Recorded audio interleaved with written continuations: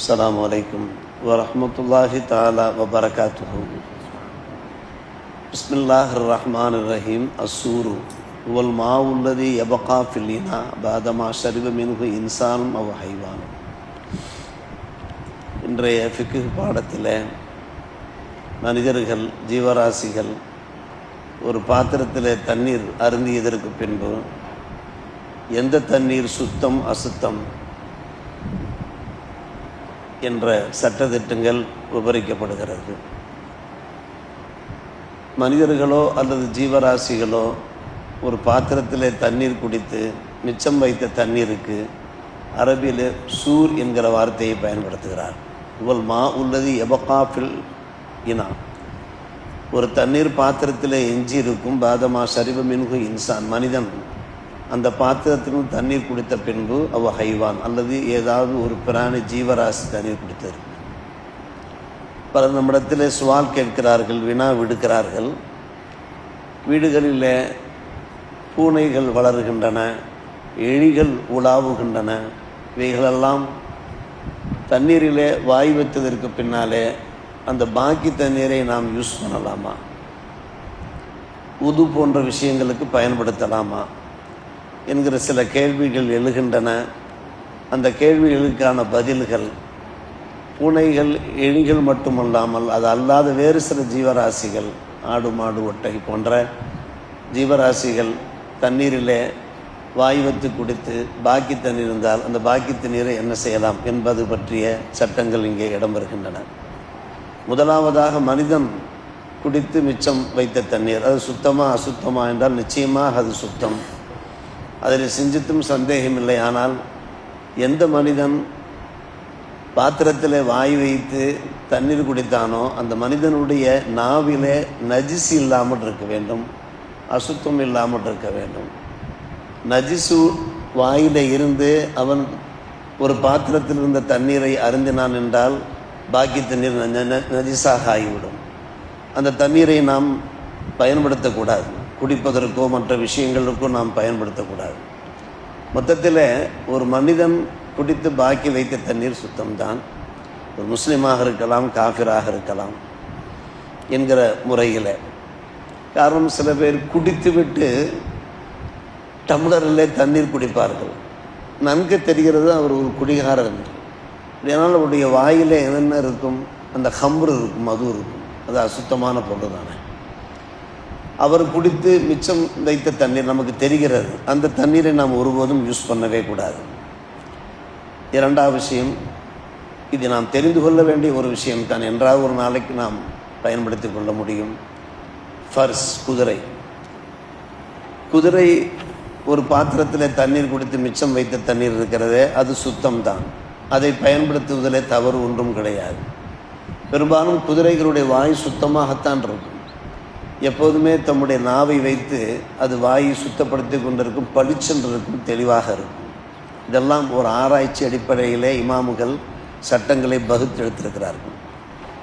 அதே போன்றுதான் நாம் அறியாத ஒரு விஷயம் அல்ல, எதனுடைய இறைச்சி சாப்பிட நமக்கு அனுமதிக்கப்பட்டிருக்கிறதோ அந்த பிராணிகள் எல்லாம் குடித்து விட்டு மிச்சம் வைத்த தண்ணீர் சுத்தம்தான்.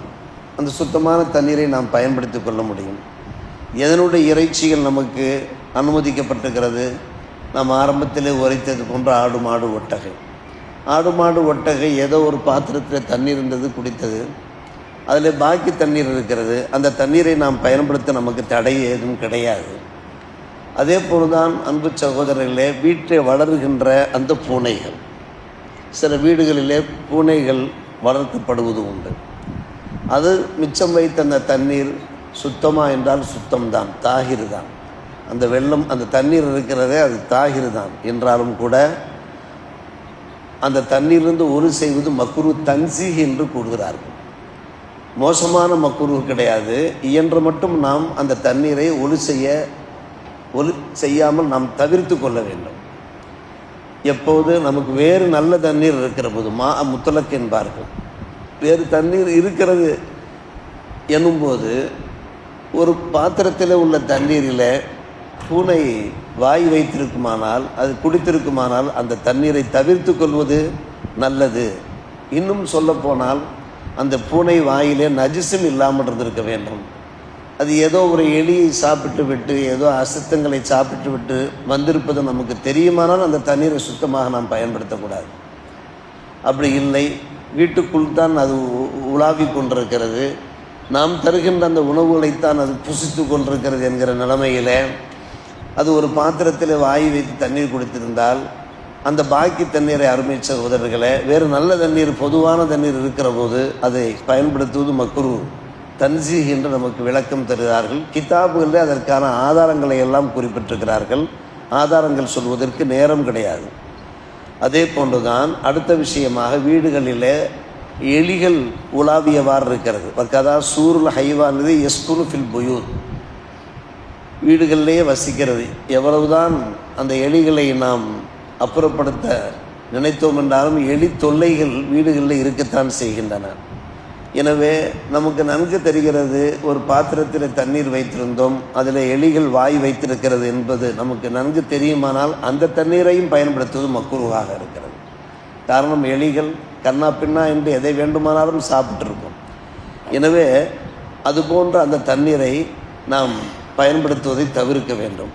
இது பல விஷயம். இதற்கு மேலே நாம் அறிந்த ஒரு விஷயம்தான் ஹின்சீர் இருக்கிறதே, அது ஒரு பாத்திரத்தில் வாய் வைத்து தண்ணீர் குடித்து விட்டால் அது நிச்சயமாக நஜிஸ் தான். அதில் மாற்று கருத்து இருக்கவே முடியாது. சூருல் ஹின்சீர் நஜிஸ் லா தஹ்சுல் பிஹி அத்வஹாரா. இதெல்லாம் சில கேள்விகள் வரும்போது பதில் சொல்ல வாய்ப்பாக இருக்கும். சில முஸ்லீம்கள் பிளாட்ஃபார்மில் வசிக்கிறார்கள், ஆங்காங்கே வசிக்கிறார்கள். அங்கே ஹின்சீர்கள் உலாவியவாறு இருக்கிறது. அங்கே பாத்திரங்களில் தண்ணீர் இருக்கும், அந்த பாத்திரங்களில் ஹின்சீர் வாய் வைத்திருக்கும். இந்த தண்ணீரை நாங்கள் என்ன செய்வது என்று யாராவது ஒருவர் கேட்பது உண்டு. இதை தாண்டி அன்பான பிறப்பு சூருல் கல்பு இருக்கிறது அல்லவா, நாய் வாய் வைத்த தண்ணீர், எச்சில் தண்ணீர் இருக்கிறது அல்லவா, அது கண்டிப்பாக நஜிஸ்.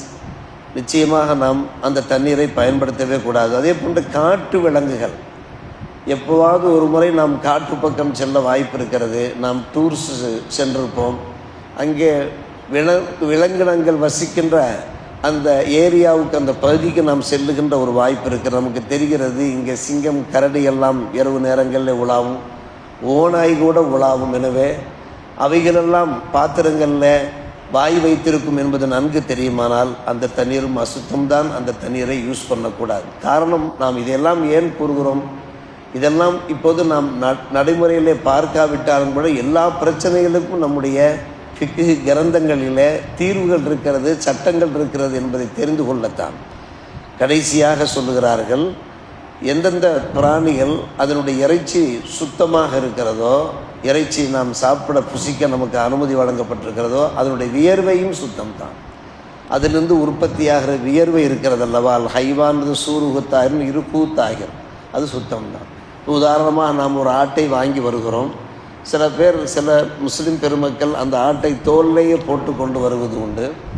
அந்த ஒரு கேள்வி எழுந்தால் அந்த கேள்விக்கு பதில், அன்பு சகோதரர்களே, அதில் வியர்வை துளிர்த்திருக்கும்.